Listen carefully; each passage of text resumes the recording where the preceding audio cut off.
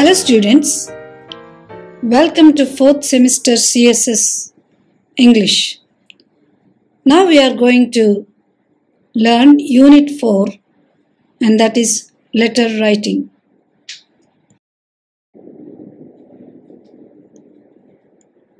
As all of you know, letter writing means correspondence. What is correspondence? Correspondence అంటే ఏంటి అంటే ఒకళ్ళతో ఒకళ్ళు రాతపూర్వకంగా కన్వే చేసుకోవడం, మెసేజెస్ని తెలియపరచుకోవడం. So that is letter writing. And we know that there are various kinds of people with whom we should correspond. అంటే రకరకాల మనుషులతో మనం ఏం చేస్తాము, కరెస్పాండెన్స్ చేస్తాము. So it is necessary for us to write clear and readable letters. కాబట్టి మనం క్లియర్గా చక్కగా అర్థమయ్యే రీతిగా రాయాల్సినటువంటి అవసరం ఉంది. We should know how to write good letters. We write letters to friends, relations, strangers, business firms, offices and so on. కాబట్టి మనం లెటర్స్ ఎవరెవరికి రాస్తాము, ఫ్రెండ్స్కి, రిలేషన్స్కి, రిలేటివ్స్కి, స్ట్రేంజర్స్కి అంటే కొత్త వారికి, బిజినెస్ ఫర్మ్స్కి, ఆఫీసెస్లోను. ఇంకా ఎక్కడ రాస్తాము, వి ఆల్సో రైట్ కంప్లైంట్స్ కూడా ఇస్తాం. ఇంకా ఇన్విటేషన్స్ రాస్తాం, applications and memorandums and letters to the press. ఇవన్నీ కూడా కరెస్పాండెన్సే. So we may divide letters into 2 categories. So ఇన్ని రకాలు ఉన్నాయి కదా, పర్సనల్ అండ్ దెన్ ఒఫీషియల్ ఉన్నాయి. కాబట్టి లెటర్స్ని 2 categoriesలో మనం డివైడ్ చేస్తున్నాం. What is that? One is personal and the second one is official. As the language and format are informal in the case of personal letters, they may also be called informal letters. So ఒక informal letters అంటే personal letters అంటే వ్యక్తిగతంగా అంటే ఏంటి, మన close friends, relatives, ఫాదర్కి, మదర్కి, aunty, అంకుల్కి ఇలా రాసే లెటర్స్ని పర్సనల్ లెటర్స్ అంటారు. సో దీని ఫార్మాట్ ఎలా ఉంటుంది అంటే it is quite informal, and while the official letters may be called formal letters. So informal letters, formal letters. Formal letters are written in a formal situation like in government offices, schools, colleges, business firms and so on, while personal letters are written to friends and relations. ఇందాక మనం చెప్పుకున్నాం కదా, formal letters అనేవి ఎవరెవరికి రాస్తాము, government ఆఫీసెస్కి, స్కూల్స్కి, కాలేజెస్కి, business ఫర్మ్స్లోను ఎన్నో మనం కరెస్పాండెన్స్ త్రూ లెటర్స్ మనం చూస్తూ ఉంటాం కదా, వాటిని ఫార్మల్ లెటర్స్ అంటాం. సో ఇన్ఫార్మల్ లెటర్స్ అంటే, లేకపోతే పర్సనల్ లెటర్స్ అంటే ఫ్రెండ్స్, రిలేటివ్స్కి మనం రాస్తున్నాం. So while writing a personal letter the following point shall be kept in mind. So letter రాస్తున్నప్పుడు పర్సనల్ లెటర్స్ గురించి మనం ఫస్ట్ తెలుసుకుంటున్నాం. పర్సనల్ లెటర్స్ రాసేటప్పుడు ఈ పాయింట్స్ని మనం గుర్తుంచుకోవాలి. What is the first point? The first point is when the person who receives and reads your letter, he or she should feel as if you are talking to him or her. Personal లెటర్స్లో ఎంత intimacy ఉండాలి అంటే అతనితో వ్యక్తిగతంగా మాట్లాడుతున్నట్లుగానే ఉండాలి అతను అన్ని letter చదువుతున్నప్పుడు. Second point, the language and style of your letter should be appropriate to the personal or social relationship you have with the receiver of your letter. తర్వాత భాష, లాంగ్వేజ్, స్టైల్ కూడా ఇట్ షుడ్ బి అప్రోప్రియేట్, తగిన రీతిగా. Personal and social relationship అంటే నీకు ఎలాంటి సంబంధం ఉన్నదో చేసేది నీ భాషలో కూడా కన్వే చేయబడుతుంది కదా. మరి హలో, హాయ్ ఇలాంటివన్నీ కూడా మనం ఫ్రెండ్స్కి, మన యొక్క క్లోజ్ రిలేషన్షిప్స్కి మనం మెన్షన్ చేస్తూ ఉంటాం. సో అది స్టైల్ అండ్ లాంగ్వేజ్ కూడా అప్రోప్రియేట్గా ఉండాలి అని చెప్తున్నారు. థర్డ్ పాయింట్ ఏంటంటే it should convey the intended message clearly and thereby serve your purpose effectively. నీ యొక్క ఇంటెండెడ్ మెసేజ్, నువ్వేమనుకుంటున్నావు, ఇంటెన్షన్, నీ మెసేజ్ యొక్క ఇంటెన్షన్ క్లియర్గా చెప్పాలి. సో దాని యొక్క పర్పస్, ఉద్దేశం ఎఫెక్టివ్గా కన్వే చేయబడుతుంది. Fourth point, a personal letter is usually written in an informal style.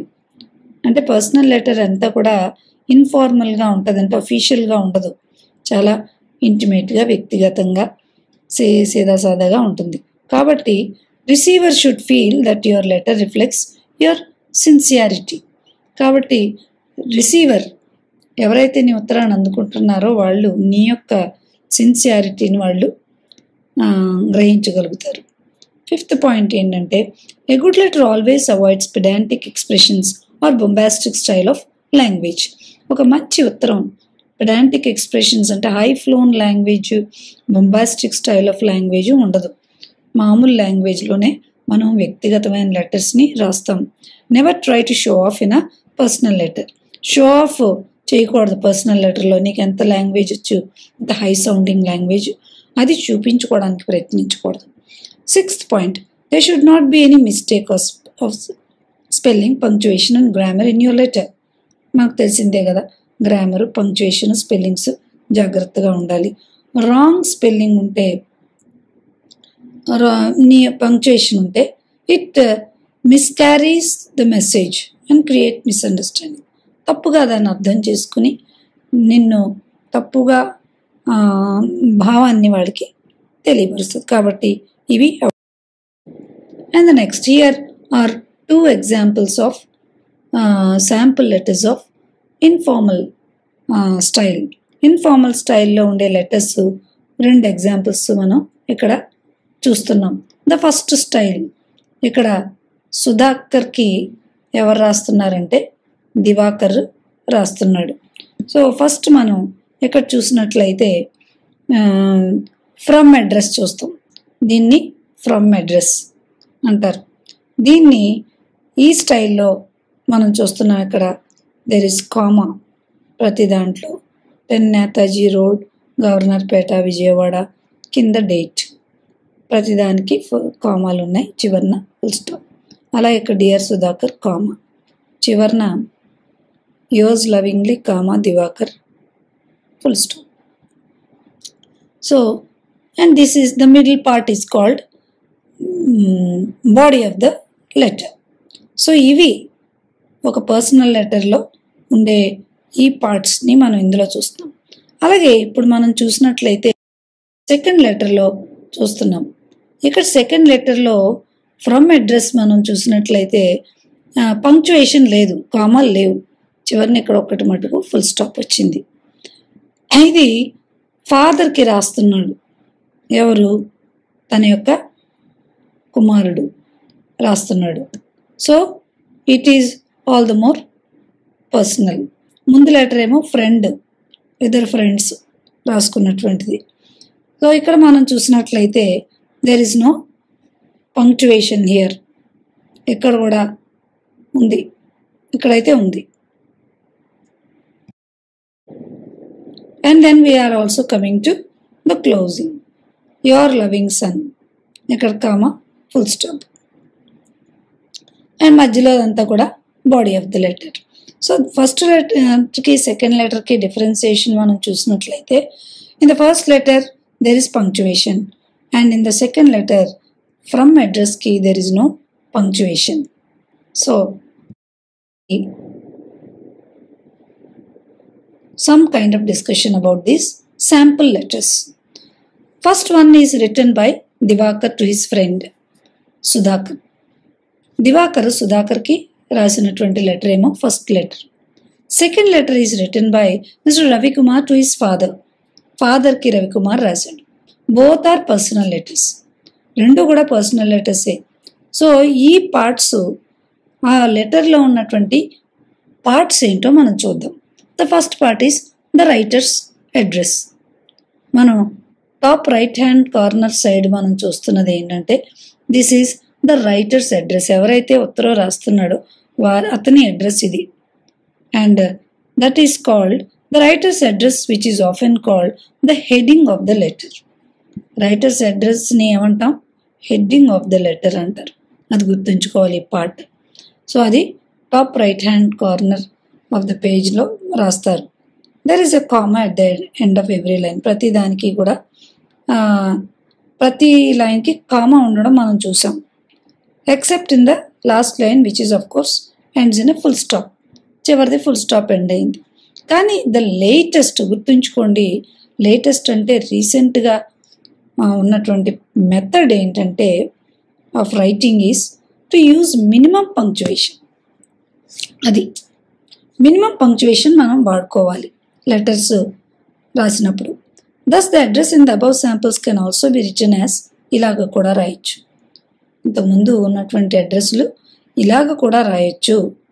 అంటే వితౌట్ ఎనీ పంక్చువేషన్, టోటల్గా పంక్చువేషన్ని ఒమిట్ చేసేసి కూడా రాసుకోవచ్చు.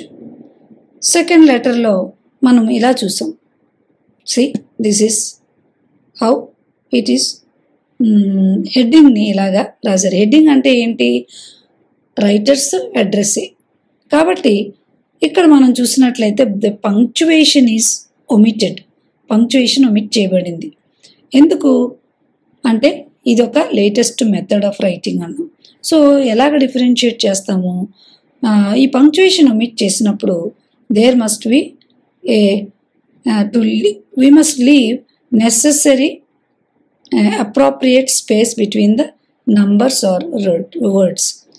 ఇక్కడ మనం చూస్తున్నాము స్పేస్, ఇక్కడ స్పేస్ ఉంది, దీనికి మధ్య స్పేస్ ఉంది, దీనికి మధ్య స్పేస్ ఉంది, దగ్గరగా ఉండవు. why because we want to avoid confusion in the అడ్రస్లో ఏ కన్ఫ్యూజన్ లేకుండా. సో ద సెకండ్ పార్ట్, ఒక లెటర్లో సెకండ్ పార్ట్ వచ్చేసి డేట్. సో అడ్రస్ కిందే మనం డేట్ చూసాం. డేట్ ఎలా వేయాలి? ఫస్ట్ లెటర్లో ఇలా మెన్షన్ చేశాడు, 20th November 2015, లేదంటే November 20th 2015. సెకండ్ లెటర్లో కూడా ఇలాగే చూసాం కదా, 12th July 2015 are July 12th, 2015. So ఇవి రెండు కూడా యాక్సెప్టెడ్ మెథడ్సే. ఇవి రెండిటిని కూడా although they are different methods, రెండు కూడా యాక్సెప్టెడ్ మెథడ్స్గానే అవుతూ ఉన్నాయి. సో మనం చూసాం, when commas are omitted in the writer's address it is appropriate to omit them in the date also. So కామాలు మనం అడ్రస్లో ఒమిట్ చేసినట్టయితే డేట్లో కూడా మనం ఒమిట్ చేసుకోవచ్చు. ఫస్ట్ లెటర్లో ఇలా రాయొచ్చు, సెకండ్ లెటర్ ఇలా. ఎప్పుడు మనం కామాస్ని అడ్రస్లో లేకపోతే హెడ్డింగ్లో ఒమిట్ చేసినప్పుడు డేట్లో కూడా ఒమిట్ చేసి, చూడండి ఇక్కడ ఫుల్ స్టాపులు లేవు. సో అది ఫాలో అవ్వచ్చు అనమాట. ఇంకొక మెథడ్ ఏంటంటే చూడండి, 20th November 2015, 12th July 2015, ఇక్కడ ఫుల్ స్టాప్ లేదు. అదే దానిని మనం డేట్లు ఇలాగ నంబర్స్గా కూడా వేయచ్చు. చూడండి, ఇది డేట్, మంత్, ఇయర్. అలాగే ఇక్కడ కూడా ఇలా స్లాష్ పద్ధతిని ఉపయోగించి కూడా వేయచ్చు. ఇలా డాష్లు పెట్టి కూడా డేట్, మంత్, ఇయర్ ఇలాగా చేసి చివరిగా ఫుల్ స్టాప్ పెట్టడం. ఫుల్ స్టాప్ పెట్టని మెథడ్ కూడా ఉంది. మనం కన్సిస్టెంట్గా అంటే ఒకటే పద్ధతిని పాటించుకుంటూ వెళ్ళాలి. హెడ్డింగ్లో నీకు లేకపోయినట్లయితే మిగతా చోట్ల కూడా మీరు అవాయిడ్ చేయొచ్చు. కానీ ఇక్కడ ఇలా పెట్టాలి, 20th November, 2015. ఒకవేళ డేట్ ఇలా నంబర్స్లో వేస్తున్నట్లయితే ఇలా డాష్లో పెట్టచ్చు, ఇలాగా ఆబ్లిక్ పెట్టి కూడా మనం. Next, so it is advisable to avoid writing just the numbers. కాబట్టి మనం ఇంకోటి కూడా చూడాలి, నేర్చుకోవాలి. ఏంటంటే ఒట్టి నంబర్లు మాత్రం పెట్టడం అంత మంచి పద్ధతి కాదు. ఈ రోజుల్లో మనం we have become global. From local we have become global. కాబట్టి ఇతర దేశాలు వాళ్ళు కొన్ని కంట్రీస్ ఏమని పాటిస్తున్నాయంటే they are keeping the month first. Month మొదట పెడుతున్నారు, ఆ తర్వాత డేట్ తర్వాత పెడుతున్నారు. అంటే సపోజ్ నవంబర్ ఉంది, నవంబర్ నెల 11th. సో 11/28/2021 అంటే 11 అంటే month, second date and year. So మనం చాలాసార్లు చూస్తుంటాం, ఒకవేళ డేట్ని ఎంటర్ చేయండి అని అన్నప్పుడు వాడు ఇస్తుంటాడు DDMMYY అని, అంటే డేట్, మంత్, ఇయర్. అలా వాడు స్పెసిఫై చేసేసినప్పుడు we can do it. Otherwise we have to be very careful while writing the date, month, date and ఇయర్ని మెన్షన్ చేసేవి ఆ మెథడ్ కూడా ఉంది. And the third point is salutation. Salutation అంటే ఏంటి? The way to address the receiver. అంటే ఎవరికైతే మనం ఉత్తరం రాస్తున్నామో వాళ్ళని ఎలాగ సంబోధించడం, అడ్రస్ చేయడం అంటే అర్థం ఏంటి ఇక్కడ? సంబోధించడం. అడ్రస్ అంటే చిరునామా కాదు ఇక్కడ. ద వే యూ అడ్రస్ అంటే how you are actually calling him, addressing him. ఎలాగా? ఫస్ట్ లెటర్లో ఎలాగా? డియర్ సుధాకర్. సెకండ్ లెటర్లో డియర్ ఫాదర్ కామా అని వచ్చి. ఇంకా ఎక్కువగా వాడుకునే పద్ధతులు డియర్ సుధాకర్, కానీ నాట్ డియర్ ఫ్రెండ్ సుధాకర్ అని అనక్కర్లేదు. Dear Sudhakar, dear father, dear mother, dear uncle, లేకపోతే my dear father, my dear mother, my dear uncle.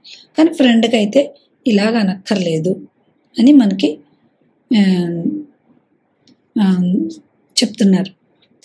So if you are using the punctuation method is necessary to place a comma after the salutation. Punctuation నువ్వు కన్సిస్టెంట్గా use చేసుకుంటూ వెళ్తుంటే కనుక నువ్వేం చేయొచ్చు,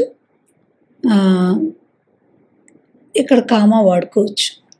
salutation తర్వాత you can use comma.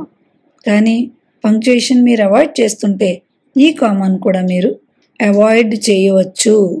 So learn these methods and techniques.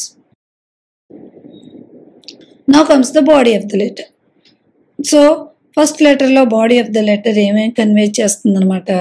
The message, ఏం చెప్పాలనుకుంటున్నారు. So it depends on the relationship.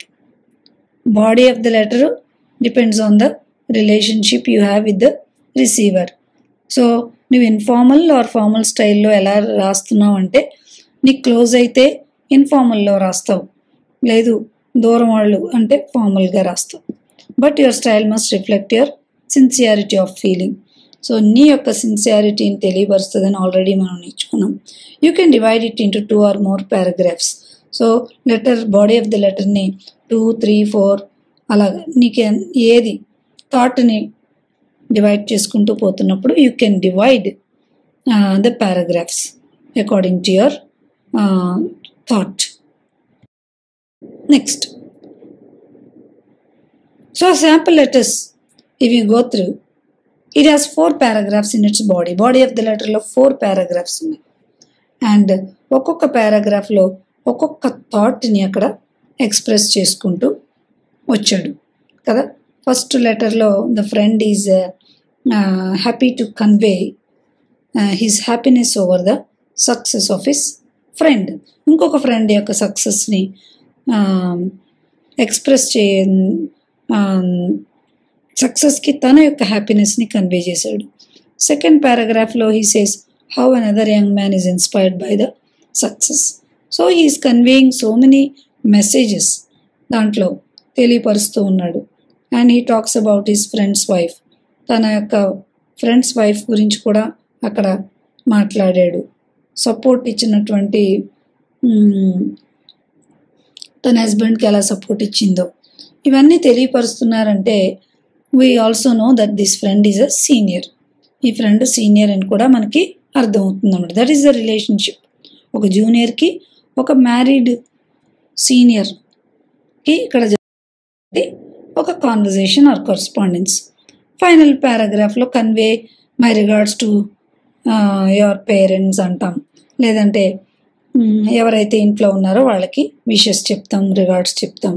So ఇలా చెప్తున్నామంటే style is intimate as well as dignified.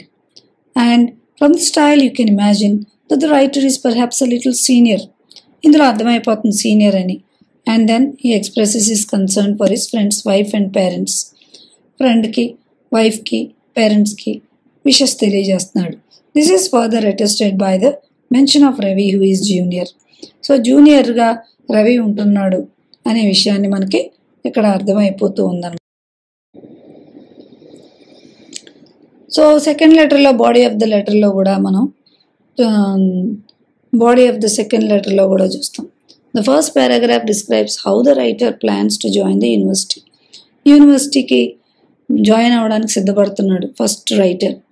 So in the second paragraph he justifies his decision. Second పారాగ్రాఫ్లో ఏం చేస్తున్నాడు, తను ఎందుకు ఈ కోర్సుని తీసుకున్నాడు, హాస్టల్ క్యాంపస్లో ఎందుకున్నాడు, ఫాదర్స్ పర్మిషన్. థర్డ్ పారాగ్రాఫ్లోకి వచ్చేటప్పటికి ఈ seeking his father's third paragraph హాస్టల్లో జాయిన్ అవ్వడానికి. Fourth paragraph is conclusion.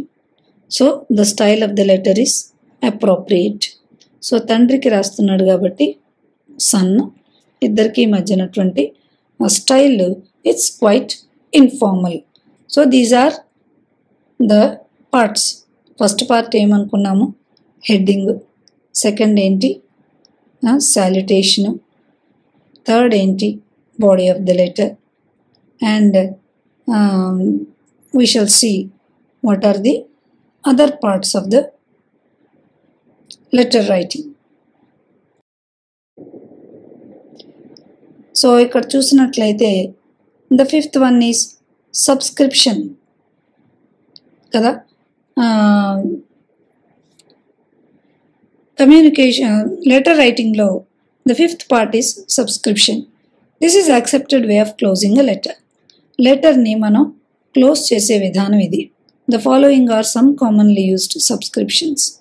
So లెటర్లో బాడీ ఆఫ్ ద లెటర్ ఉంది, చివరిగా అంటే నెక్స్ట్ సబ్స్క్రిప్షన్. సబ్స్క్రిప్షన్ అంటే ఏంటి, క్లోజింగ్.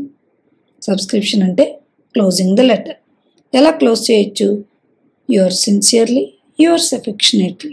ఫస్ట్ లెటర్స్కి యువర్స్ సిన్సియర్లీ అని ఉంది, సెకండ్కి యువర్స్ ఎఫెక్షనేట్లీ. ఇంకా యువర్స్ సిన్సియర్ ఫ్రెండ్ అని కూడా అనొచ్చు, ఫ్రెండ్ అయితే. యువర్ లవింగ్ సన్, నీ ప్రియకుమారుడు. యువర్స్ ట్రూలీ అని కూడా అనొచ్చు. సో సబ్స్క్రిప్షన్లో also the rule of punctuation applies. So ఇప్పుడు మనం చూసినట్లయితే సబ్స్క్రిప్షన్ అంటే క్లోజింగ్ అని చెప్పుకున్నాం కదా, ఇక్కడ కూడా పంక్చుయేషన్ ఉండాలి. ఏంటది, ఇదిగో యువర్స్ ఫెయిత్ఫుల్లీ, యువర్స్ ఒబీడియంట్లీ. సాల్యుటేషన్లో సర్ అన్నట్లయితే కింద ఏమని ఉండాలి, యువర్స్ ఫెయిత్ఫుల్లీ. ఇక్కడ కామాలు లేవు చూడండి కదా, అంతే. యువర్స్ ఫెయిత్ఫుల్లీ అని రాయగానే కింద మనము మన సిగ్నేచర్ పెడతాం, అది నెక్స్ట్ పార్ట్ అన్నమాట. కాబట్టి ఈ సబ్స్క్రిప్షన్కి, సాల్యుటేషన్కి, సబ్స్క్రిప్షన్కి కరస్పాండెన్స్ ఉంటుంది. ఇక్కడ సార్ అంటే ఇక్కడ యువర్స్ ఫెయిత్ఫుల్లీ అని మనం అడ్రస్ చేస్తున్నాం. సో ఇవి కొన్ని. సో సబ్స్క్రిప్షన్ తర్వాత సాల్యుటేషన్ సబ్స్క్రిప్షన్. ఇంకా మనం చూస్తున్నాం ఇక్కడ కదా, డియర్ సురేష్, డియర్ లత అన్నప్పుడు యువర్స్ ట్రూలీ అంటాం. డియర్ ఫాదర్ అన్నప్పుడు ఏమంటాము, yours affectionately, your loving sun అని అంటాం. డియర్ శ్రీ అన్నప్పుడు యువర్స్ వెరీ ట్రూలీ. కాబట్టి ఇక్కడ మనకు ఫాదర్ మదర్ అంటే yours affectionately, your loving son, your loving daughter అని క్రింద మనం క్లోజ్ చేయొచ్చు కదా.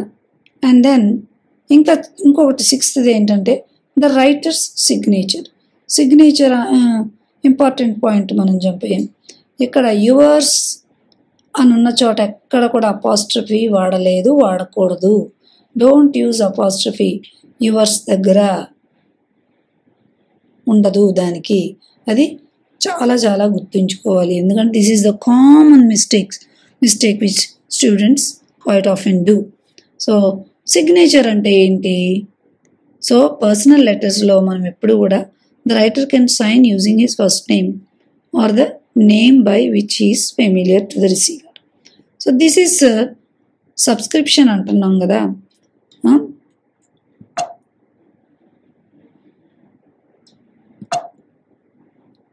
సో సబ్స్క్రిప్షన్లో ఉన్నటువంటి సిగ్నేచర్, సాల్యుటేషన్, సబ్స్క్రిప్షన్, ఇవి తర్వాత సబ్స్క్రిప్షన్ ఎలా చేస్తాము, సిగ్నేచర్ ఎలా చేస్తారు? ఫస్ట్ నేమ్ అన్న ఉపయోగించవచ్చు which is familiar to the receiver and the writers name is, పెద్ద పేరు ఉందనుకోండి దాన్ని షార్ట్ కట్లో మరి పర్సనల్ కాబట్టి అతన్ని యూజువల్గా పిలిచే పేరుతో మనం సిగ్నేచర్ రాస్తాం. ద రైటర్స్ సిగ్నేచర్ అంటే లీవ్ టేకింగ్ పేరు ఇందులో మనకి తెలుస్తుంది. Full signature in a personal letter అవసరం లేదు.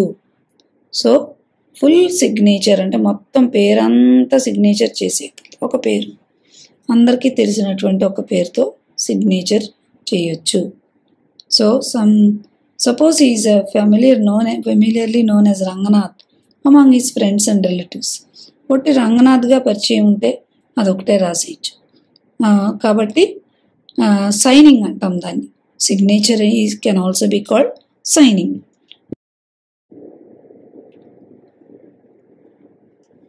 ఒకవేళ సిగ్నేచర్లో ఎదుటి వ్యక్తి మనకు అంత పరిచయం లేడు అనుకోండి, నిన్ను ఈజీగా ఐడెంటిఫై చేయగలిగినటువంటి సిగ్నేచర్ నువ్వు చేయాలి. అంటే బ్రాకెట్స్ పెట్టచ్చు, సైన్ చేసి brackets you can write your full name there. That is how another alternative is given to us in while signing during the signature. And next the postal address. Finally postal address.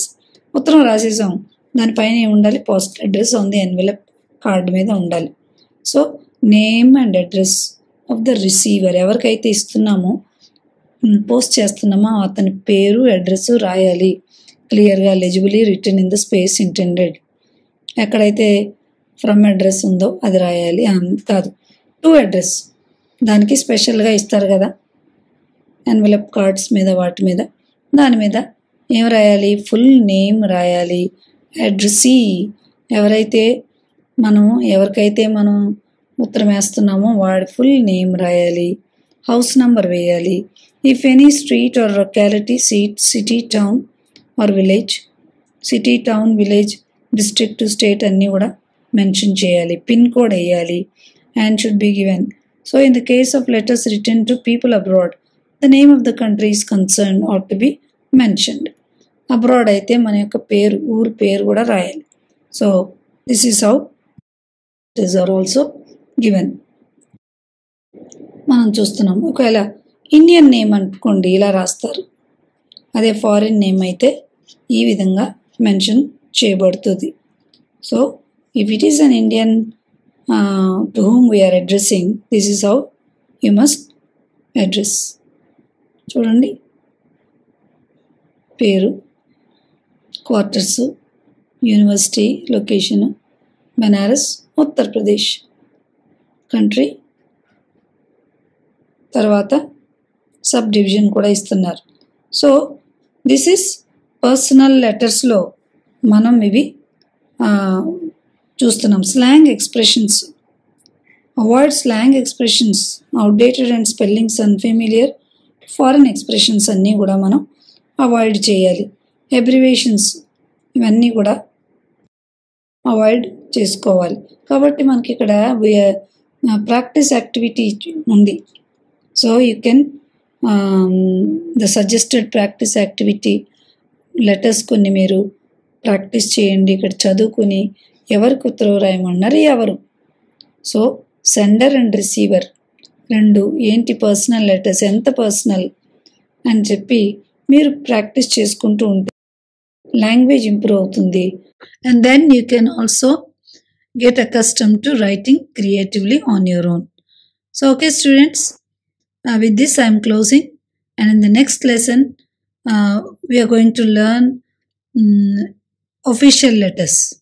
Until then, bye. Thank you.